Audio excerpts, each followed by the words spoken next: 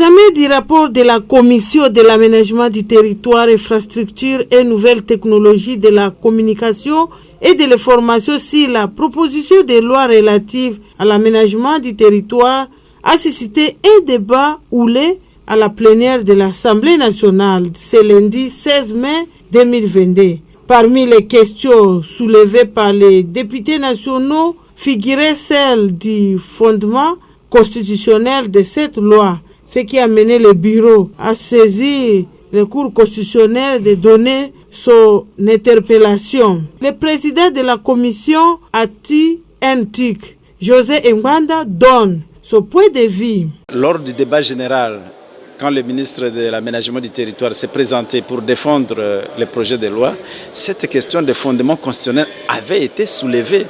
Évidemment, il y a eu ceux qui étaient pour dire que le fondement juridique, le fondement constitutionnel des projets de loi, c'est l'article 9 de la Constitution. Et ils avaient raison. Il y a ceux qui ont estimé que cet article ne déterminait pas de façon claire qu'une loi devait déterminer comment l'aménagement du territoire devait être organisé.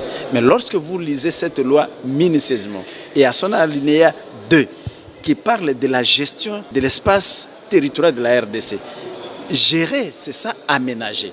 Et donc, on ne pouvait pas reprendre encore cette disposition ni à l'article 122, ni à l'article 123. D'autant plus que même ces deux articles 123, 122 et 123 disent clairement que sous préjudice des autres dispositions.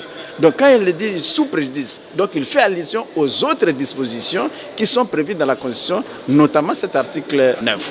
Et donc, il est vrai que le président de l'Assemblée les avait fait comprendre qu'on ne pouvait plus revenir sur cette question, mais malheureusement, le président a cédé à leurs exigences pour que nous puissions saisir la Cour constitutionnelle sur l'interprétation de cette disposition de l'article 9. Et donc, je pense que dans un bref délai, et nous allons assurer le suivi pour que le président de l'Assemblée puisse saisir la Cour constitutionnelle. Et dès que l'avis de la Cour constitutionnelle serait donné, nous reviendrons ici pour adopter les rapports et passer au vote. Vous imaginez l'importance de cette loi, et c'est que les gens ignorent que c'est une matière transversale, et donc un règlement ne peut pas régir cette matière. Nous avons les secteurs fonciers, les secteurs miniers, fluvial, lacustres et même de construction. Donc on ne peut pas réglementer autant de secteurs par un règlement, par un arrêté du ministre. Il faut une loi. Et je suis convaincu que la Cour constitutionnelle va nous suivre.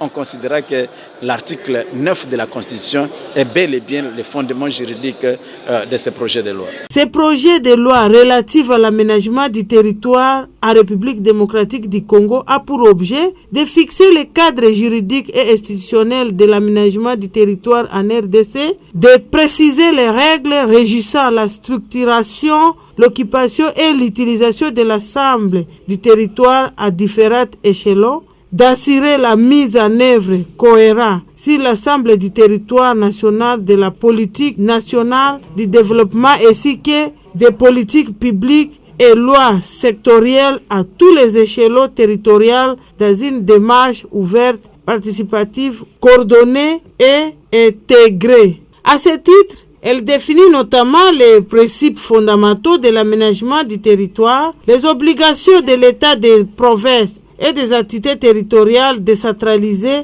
en matière d'aménagement du territoire, les cadres de mise en œuvre de l'aménagement du territoire, les mécanismes de financement des processus d'aménagement du territoire, les mécanismes de suivi, évaluation et contrôle de l'aménagement du territoire ainsi que le régime des infractions et de leurs peines en matière d'aménagement du territoire.